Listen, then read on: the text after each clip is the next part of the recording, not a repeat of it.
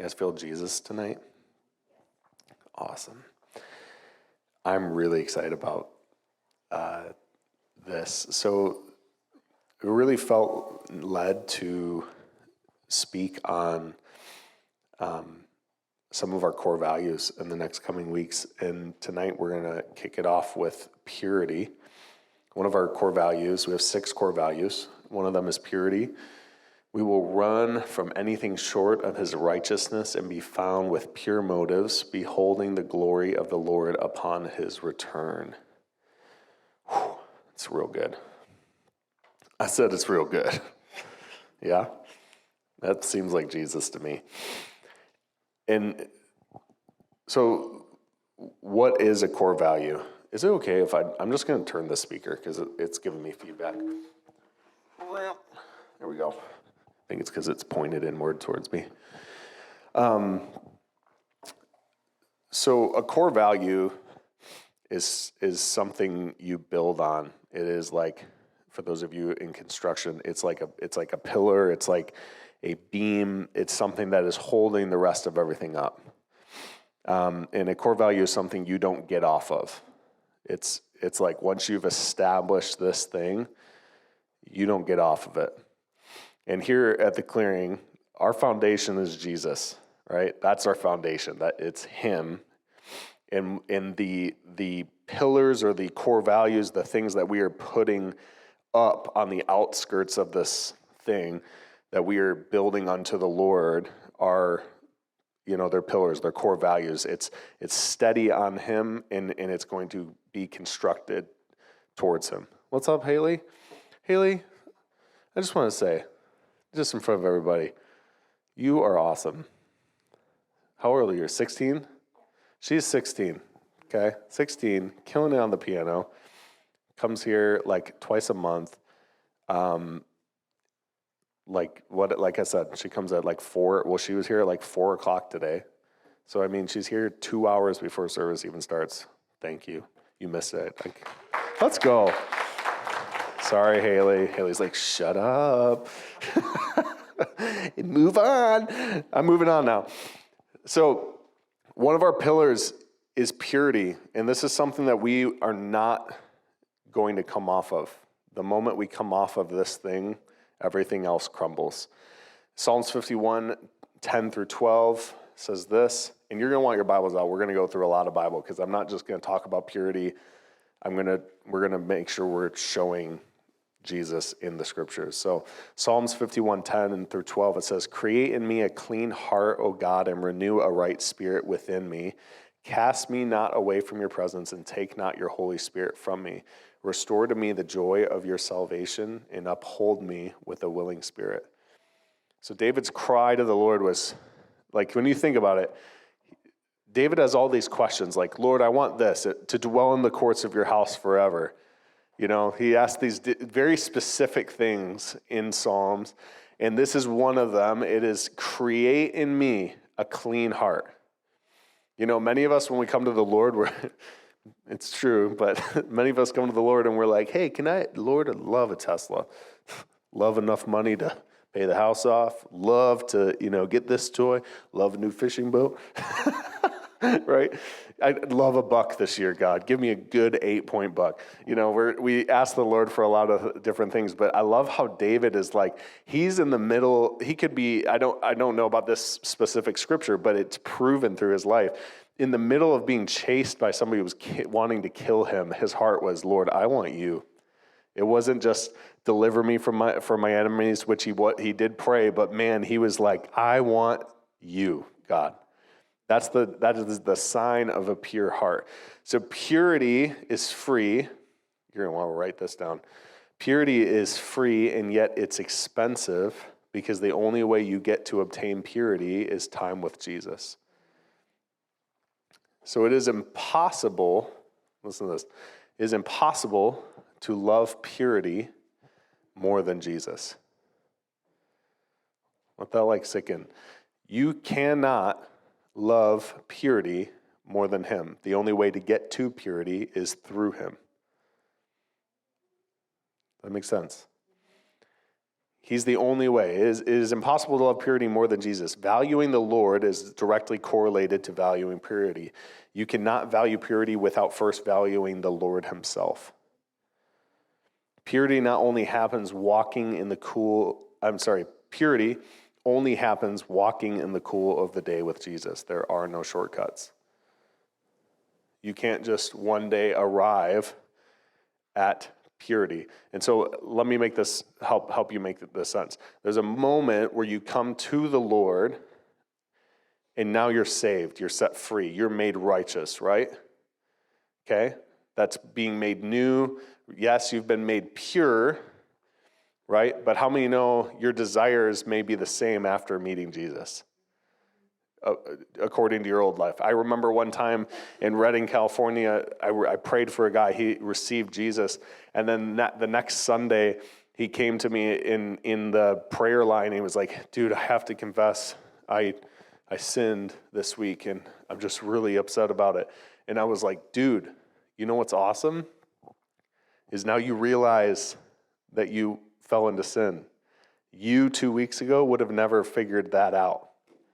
Like you're realizing, oh no, something's in between me and Jesus now."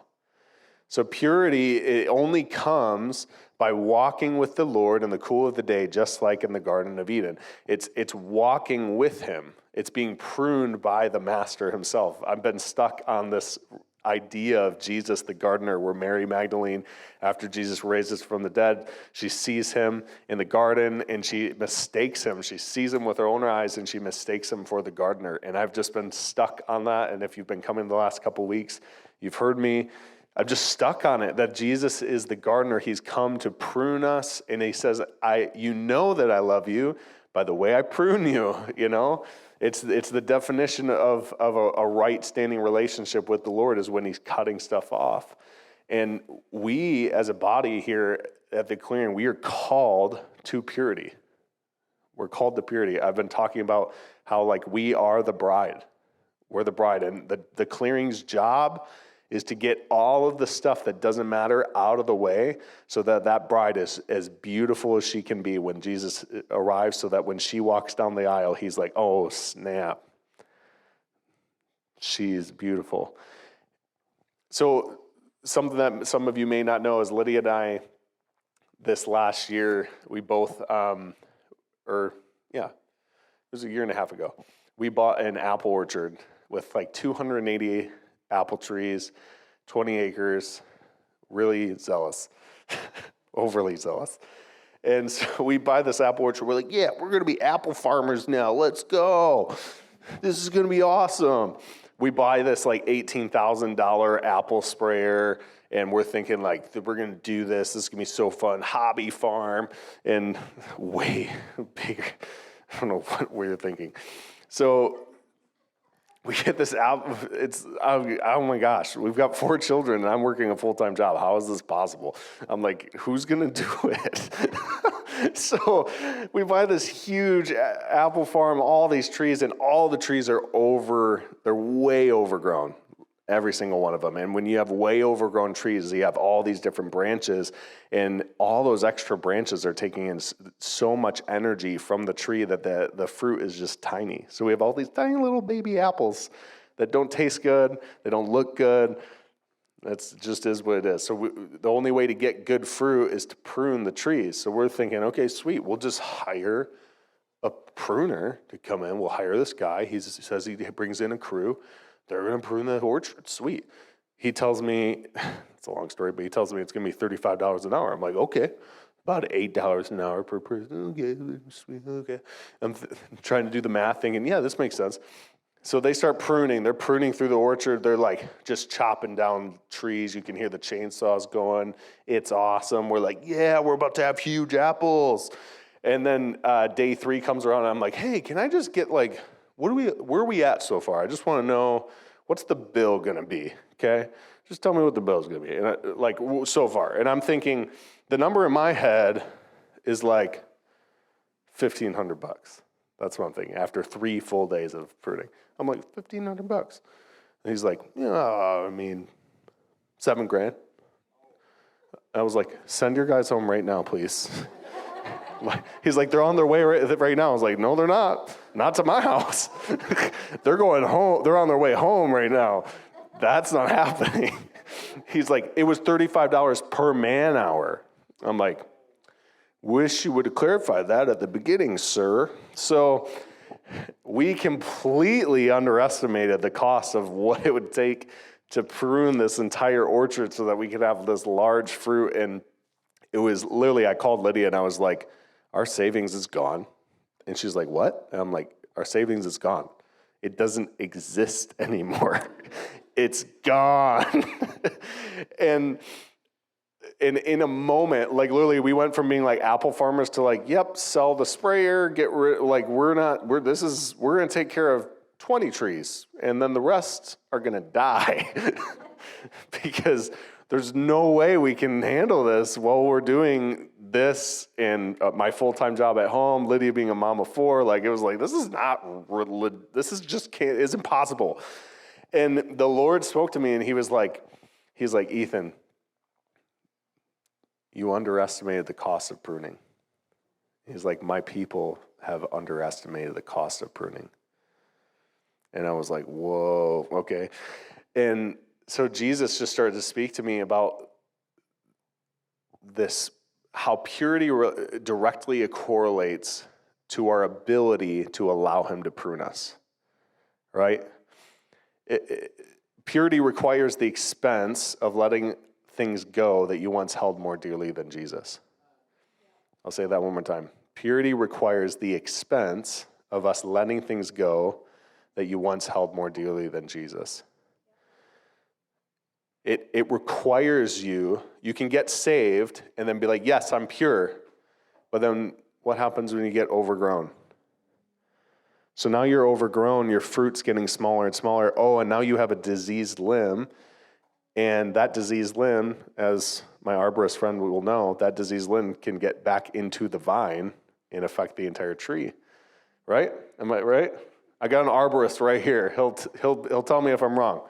Right? You just flag everybody. Wrong, false, fact check. Holy Spirit's in agreement.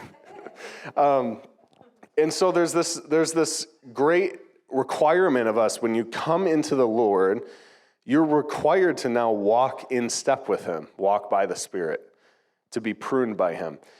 Luke 14:26 through 33, this is Jesus speaking. So he says, when you follow me as my disciple, you must put aside your father, your mother, your wife, your sisters, and your brother. This is Passion Translation. It will even seem as though you hate your own life. This is the price you'll pay to be considered one of my followers. Anyone who comes to me must be willing to share my cross and experience it as his own, or he cannot be considered to be my disciple. So don't follow me without considering what it will cost you. For who would construct a house before first sitting down to estimate the cost to complete it? Who would hire a bunch of pruners without first sitting down and checking the cost? Not I. Otherwise, he may lay the foundation and not be able to finish it. The neighbors will ridicule him, saying, look at him, he started to build but couldn't complete it. Have you ever heard of a commander who goes out to war without first sitting down with strategic planning to determine the strength of his army to win the war against a stronger opponent? If he knows he doesn't stand a chance of winning the war, the wise commander will send out delegates to ask for the terms of peace. Likewise, unless you surrender all to me, giving up all your possessions, you cannot be one of my disciples. So purity, he says, forsake all, right? Surrender all. You're like, that's really hard. This idea of like just giving him all. The Lord, I feel like with my walk with him has made it really, really abundantly clear what surrender looks like. Surrender looks like you making yourself available to him. That when he comes walking into the garden, you're the tree, right? He comes walking into the garden and he looks you over, he can say, that branch looks diseased. Ugh. You know, I think this is stealing from you right now. Well, but Lord, it's alive and it's thriving. It's doing really good. It's green. There's green leaves and everything. Yeah, but it's actually stealing and taking away from the fruit over here. But God, it's a good thing. Yeah, it's just not it. You know what I mean? So purity, it identifies what is needed and what is not. Okay, so like when a pruner comes in to prune a tree, the first thing that they are looking for is dead, diseased, and dying. If it's dead, it's cut off. If it's diseased, it could infect the rest of the tree. Cut it off. If it's dying, cut it off. Am I still on? I'm on, right? The arborist approves. So the Lord is the same. When he comes walking into the garden with you, he's looking you up and down. He's saying, what's dead? Take that off. You're new. What's diseased? That's stealing from you. That's infecting other areas in your heart. Take it off. What's dying? Take it. It's all stealing from the fruit that's meant to be produced within you. And all of this is unto what? Your purity. You being a pure vessel. And I think the beauty of this is we think that purity is this like feeble, kind of weak statement. Like when you hear purity, do you think strong? You know, you might think fragile. And in reality, purity is the strongest substance in the kingdom, aside from the Lord's blood. We'll just make that clear. It's the strongest thing. Purity is probably, I would say, the most precious commodity among the bride. It is literally one of the most important things that you can have because it's expensive, because most are not willing to spend enough time with the gardener to allow him to prune. Does that make sense? Purity is much like inheritance. You didn't work for it, someone else did. Yet you get it freely. Jesus is the one who pays the bill for the pruning, right? He paid the bill to buy the land, right? I'm going to bring it all together. Jesus bought the land. He bought the garden back. You're in the garden. He paid the bill. He's going to spend his time pruning you. He's going to use his work on the cross to prune you. He's going to do it by the sweat of his brow, by the blood and sweat and tears he paid to get you pure. Okay?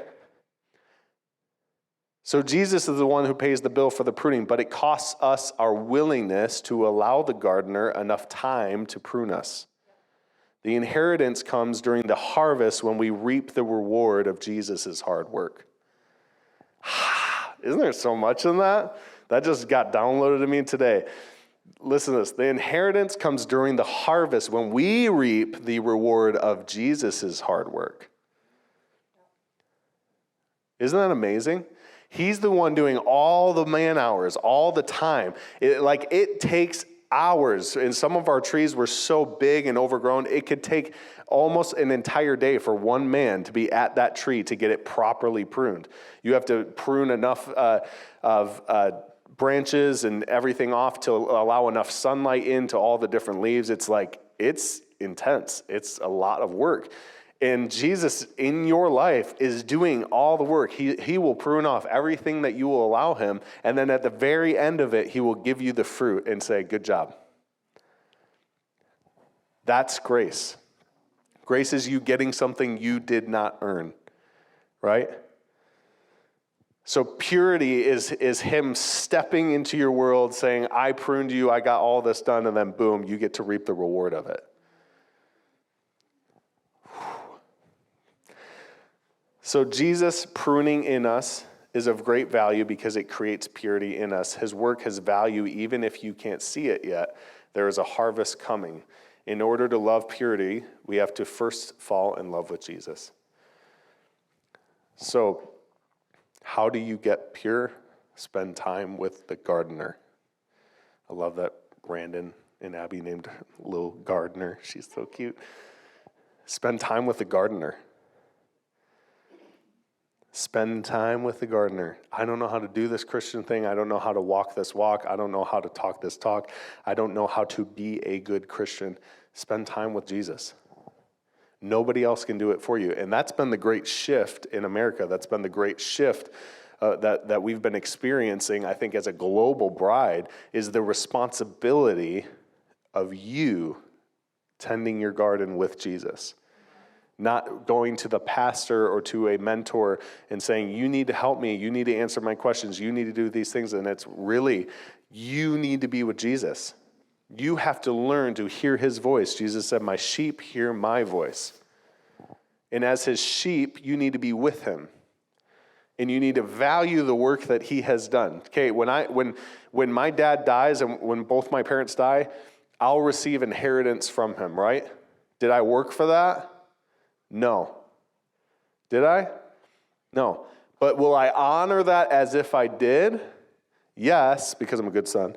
But no, I will honor it because there was work, there was blood, sweat, and tears that came behind it. So Jesus pruning us, he's cutting, he's pruning away every single thing. When he died on the cross, he's taking branch by branch by branch off of you to set you free from those things that were stealing from the fruit that was meant to be produced within you. And it's your job as a good son and a daughter to value the work that he has done and will do in you.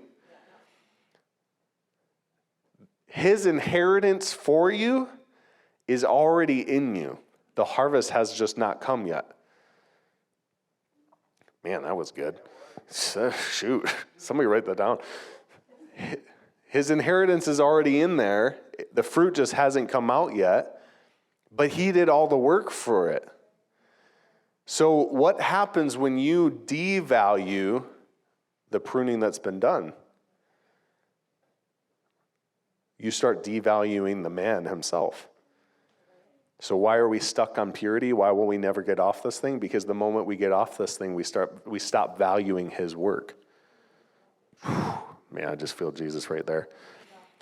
The second we step away from that, we start stepping away from the very work and the craftsmanship of who the man Jesus is. He is the master. Let's go to John 15. I got to flip there. I wasn't prepared. This is so good.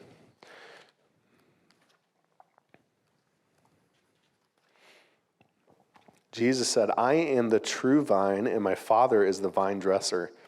Every branch in me that does not bear fruit, he takes away. And every branch that does bear fruit, he prunes, that he may bear more fruit. So he only ever prunes so that you can bear more fruit, so that you can carry more. Fruit is harvest. It's provision. It's good. You know, we say like money doesn't grow on trees. Back then in an agricultural society where he's saying you get more fruit, it means you get more money, right? We're looking at it like, okay, cool. You get a basket of apples. Good for you. You know, but in their time, they're looking at income, right? And Jesus is equating this is all spiritual. It's all related to that. But you get more. You carry more. You inherit more in the kingdom. Already you are clean. Oh, this is so good. Already you are clean because of the word that I have spoken to you. Abide in me and I in you. As the branch cannot bear fruit by itself unless it abides in the vine, neither can you unless you abide in me. I am in the vine, you are the branches. Whoever abides in me and I in him, he it is that bears much fruit, for apart from me you can do nothing. If anyone does not abide in me, he is thrown away like a branch and withers, and the branches are gathered, thrown into the fire, and burned. If you abide in me, and my words in you, ask whatever you wish, and it will be done for you. By this my Father is glorified, that you bear much fruit, and so prove to be my disciples. As the Father has loved me, so have I loved you. Abide in my love. That word abide, it means to remain. Remain. How connected is a branch to a vine? Pretty darn connected, right? You know, a strong oak, you can't just grab a branch and pull it off, right? Like that, when that thing's been on there for a few years, you got to get a chainsaw to get that thing off. You can't just break it. It's been on. It's connected. It's remaining to that thing. And it's the same sense with us with the Lord, where when you have history and you have truly become an oak of righteousness, nothing can break you off. The only thing that can take that thing off is a chainsaw coming through, right?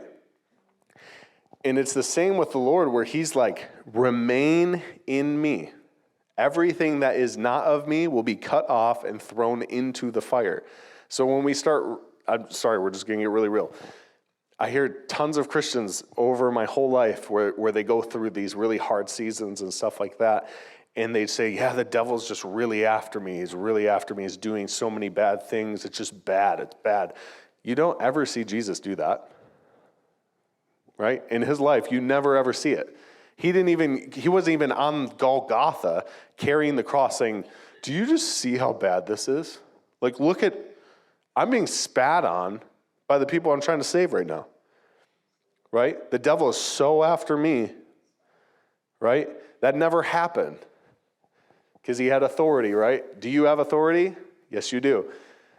All this to say, right? Sometimes we start blaming bad things are happening, whatever. We're receiving the consequences of our own outcomes, and it's only because we've allowed one of our vines to get diseased, and that thing has started to seep into the trunk, and now somebody's got to come in and shave it off, right?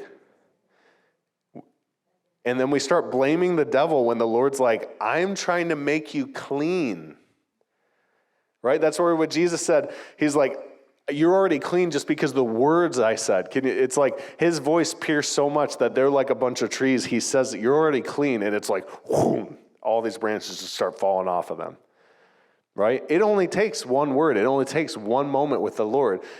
I don't want you to think that purity is necessarily this thing that needs to take years and years and years and years. The Lord can do it all in one moment. But you have to realize that, I love how Bill Johnson says this. He says, sometimes we think that the higher we go in the kingdom, the less we're pruned and the less we're disciplined, and it's actually the opposite. The further you get into the heart of God, the more he will prune and the more he will discipline you. So if you're not getting disciplined, you might be further away from him. And it doesn't mean that he distanced himself from you. It means you distanced yourself from the gardener.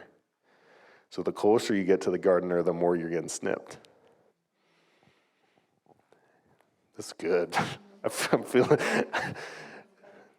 feeling limbs fall. I can hear them. I can just hear the limbs falling in this room. Just pow, pow. Scott's just gonna pull out his chainsaw. It's like, let's do a prophetic act right now. So Peter, John, Paul, and Jesus all hit on purity. 2 Peter 3:14, we're just going to blaze through a couple different verses that hit on this.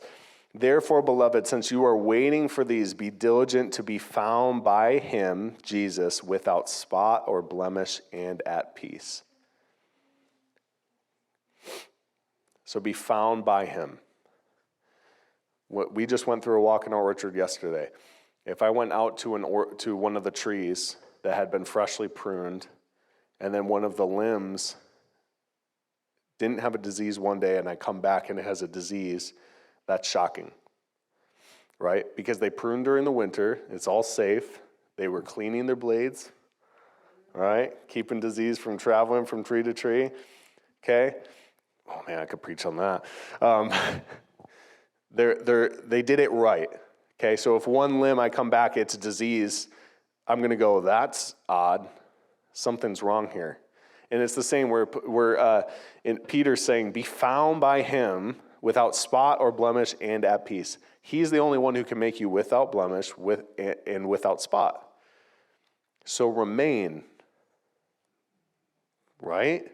You have to abide. The only way you can stay that way is by abiding to the very person who is without blemish and without spot.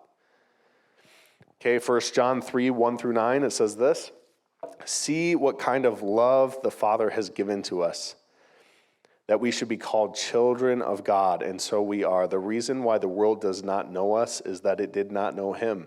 Beloved, we are God's children now, and what we will be has not yet appeared, But we know that when he appears, we shall be like him because we shall see him as he is. I love that verse. And everyone who thus hopes in him purifies himself as he is pure.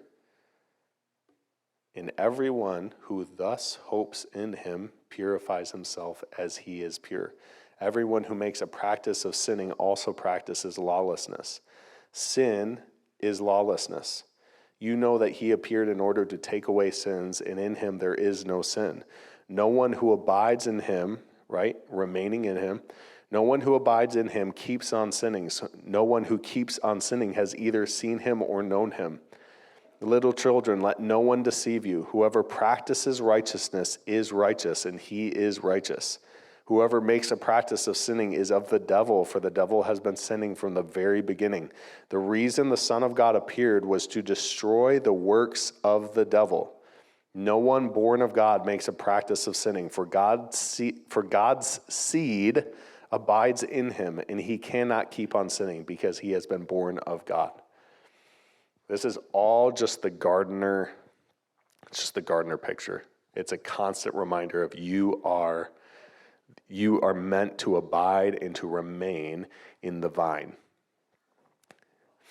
And the moment that vine the moment that you feel separated from the Lord is really not a indication of the Lord being far away from you. It's an indication of your inability to remain. Okay, we've talked about like heaven and hell and stuff like that here, about like how at the end of the day, life is short. It goes by so quickly. At the end of the day, when you step into heaven, he's going to ask you, do you know me? Do I know you?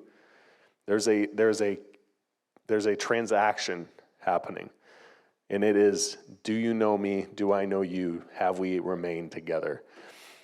And I love what C.S. Lewis says, where he says that hell's gates are locked from the inside. It's a picture of rebellion, of separation, of a people that want nothing to do with who the Lord is. And it says that those branches will be cut off and thrown into the fire. So any area in your life that looks like hell is a pretty good indication that area has not been remaining. It's the cell that Amber was talking about. It's compartmentalizing Jesus.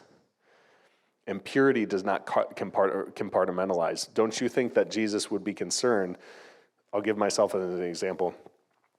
If I went to work and people were like, "Are you married?" I'm like, "Nope." Wouldn't that be concerning to everybody? Like anybody who knew that I was married, they'd be like, "What?"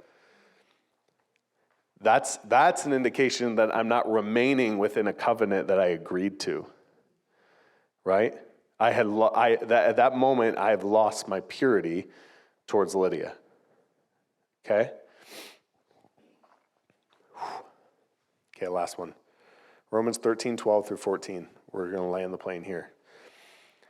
Night's darkness is dissolving away. So this is Paul speaking. We had Jesus, Peter, John, now we're at Paul. Night's darkness is dissolving away as a new day of destiny dawns. So we must once and for all strip away what is done in the shadows of darkness, removing it like filthy clothes. And once and for all, we clothe ourselves with radiance of light as our weapon. Purity is strong. It is a weapon. Dude, come on, say that with me. Purity. Purity is a weapon. You guys are like, give us better instructions next time, Ethan. Purity is a weapon. I love that. Surrounded by light, radiance of light as a weapon. We must live honorably, surrounded by the light of this new day, not in the darkness of drunkenness and debauchery, not in promiscuity and sensuality, not being argumentative or jealous of others. Instead, fully immerse yourselves into the Lord Jesus, the Anointed One, and don't waste even a moment's thought on your former identity to awaken its selfish desires. So when we're struggling with our past desires, what does it mean? We're spending too much time thinking about old desires when we already have a new one. And his name is Jesus. Forsake all. Okay, right? When it's like, okay, Jesus, I can't get away from these old desires that keep haunting me down. Then say, Lord, I need you to prune me. I need you to convict my heart so strongly, so sternly, right? The voice of Jesus is so beautiful that even when he comes in to correct, it's like honey on your lips. That's how he is, that when he comes and he corrects and he starts taking away, yeah, there might be some brief moments of like, ooh, that stung a little bit. Ooh, you know what I mean? That little like, oh, okay, he's clipping some branches today, right? But the outcome is sweet, okay? So when, this is kind of a funny story, I just want to throw it in here. So in 2012, I went to England for 3 weeks, and we like preached the gospel all over the place. It was so fun. And when we were in England, it was just the weirdest thing, because like going from like America, we're free, land of the home, free of the brave. It's literally, people, land of the home, free of the brave. Land of the free, home of the brave. I thought that was pretty funny. So you get to England and you're like, see, all you guys are ruled by an 80-year-old woman? This is weird. You got a queen. This is interesting. It's just weird. Like you're in this, you go from like America to like England, where we have our queen, and everything is like queened out. It's awesome. It's just super different. So we're there and we're walking through this park, and one of the English guys is like, you see those swans? I'm like, yeah. He's like, those belong to the queen. I'm like, what? He's like, all of the swans, it's funny even saying it, all of the swans in England belong to Her Majesty. So every unclaimed swan literally is property to the queen. So like if you're in a park and you walk up to a swan and you kick it, you have now broken the law, and it's as if you did something against the queen herself, and you're going to get like a huge fine, maybe even arrested. There's literally been people who have gone to jail for killing the queen's swans. Okay? I know. Did she feed these swans? No. What do you want, swan? They didn't do anything. Like they're not her. They're hers, but they're not hers. And it's just this crazy reality of like all of these swans belong to the kingdom itself, right? And I just started thinking about like this reality of like when we live in purity and we do something that's out of our character, not within our true nature, we are devaluing, we're kicking the swan, we're devaluing his majesty. Because do you belong to him? Yes. It says that you no longer live, but he lives in you, right? And we are literally, when it says that you were purchased by the blood of Jesus himself. And by being purchased, you are now the Lord's, like you are the Lord's property. This is his temple, okay? Everything in this belongs to him. If it's not unto him, then it needs to go. And I was thinking about this whole thing of of England and how these swans belong to the queen, and how like if you do something wrong, you're not just devaluing the swan, you're devaluing her majesty. And it's the same in us, where like when you walk in sin, when you choose to decide to take on desires that you were never born for, and your body and your spirit will confirm to you that you were never born for it, because you will start walking in shame. You'll get further and further away from the Lord. You'll start having thoughts that you were never meant to have, and you'll start spiraling out of control. And it's all because you invited something in that didn't just devalue you, it devalues his majesty. Does that make sense? You're a swan. And this is really what it all comes down to is purity. It all comes down to you have to love him first. You will never value purity until you love him first. When you love him, you will gain purity. But you cannot get to purity without Jesus. Okay? It's the same thing where like you don't like you're not a prophet first before you're a son or a daughter. You're a son or a daughter first. Like you'll never ever hear me introduce myself as like ordained minister Ethan Bricker. Because none of that matters. I'm a son far, far before I'm anything else. I would never introduce myself as physician recruiter Ethan Bricker. Steve also works for the same company. But I would never introduce myself that way because that's not who I am. First, I'm a son. And sometimes we confuse this whole thing and we devalue ourselves, and that reflects back onto him, and we realize what's all out of whack. It's you didn't love him, now you can't even love yourself, and now there's limbs all over you that are dying. And it's all about purity. It all comes back to purity. Can you love him? And can you be with him? And then he'll do all the rest. Is that good? Okay. Awesome. So what I want to do is I just want to pray like just for all of us. I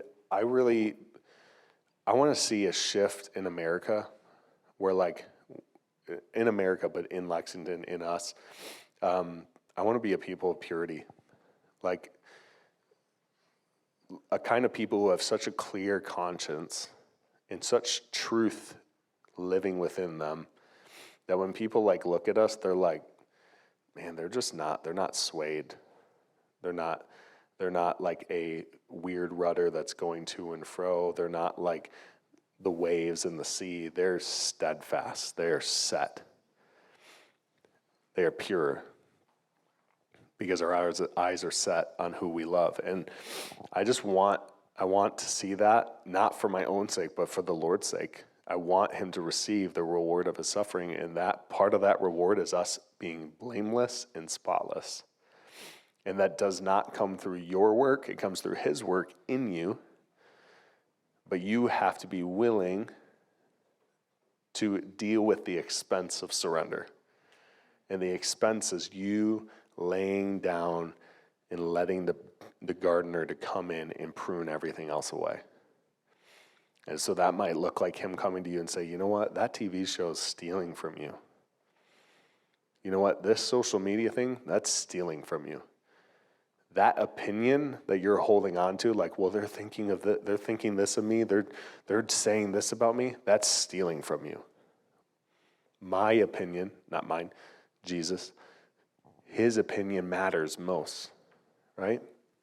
So when he speaks, he has the authority to tell you what to do and what not to do. And so this whole thing it's not just about not sinning, it's about remaining. Isn't that beautiful? Like, this is the shift. That's the mindset shift of Christianity is about not sinning. No, switch it. It's about remaining. That's why we started in a garden, so we could remain. We left the garden. Now we have a way back into the garden, so remain. Yeah? Okay, why don't you stand up with me, and then we're going to pray. If you can.